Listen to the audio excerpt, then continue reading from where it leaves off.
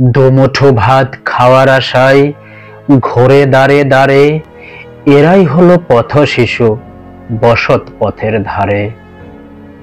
ধুলার মাঝে খোলা ছাদের নিচে এদের বাস, চলার পথে নানান জনে করে পরিহাস। বৃষ্টির জলে ভিজে নয়তো রৌদ্রের তাপে পুড়ে নিত্যদিনের সময় কাটে এদিক ওদিক ঘুরে। কেউ ফুল বিকায়, কেউ বা আবার করে কুলির কাজ, যেথায় যা পায় কুড়ে খায় তা পায় না তাতে লাজ। গায়ে দিয়ে ছেঁড়া জামা ছেঁড়া জুতা পায়ে হেথায় হোথায় ঘুরে বেড়ায় বেঁচে থাকার দায়ে। ছেঁড়া জামায় কোনো মতে দেহ ঢেকে রাখে, মনের কষ্ট মনের মাঝে চেপে ধরে রাখে।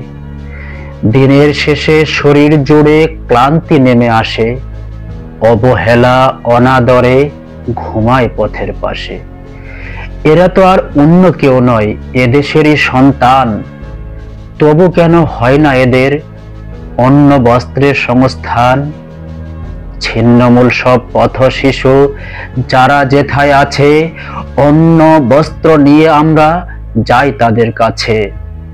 শিশু মনের উন্নয়নে করি মোরা ছক, সবাই মিলে নিশ্চিত করি তাদের মৌলিক হক।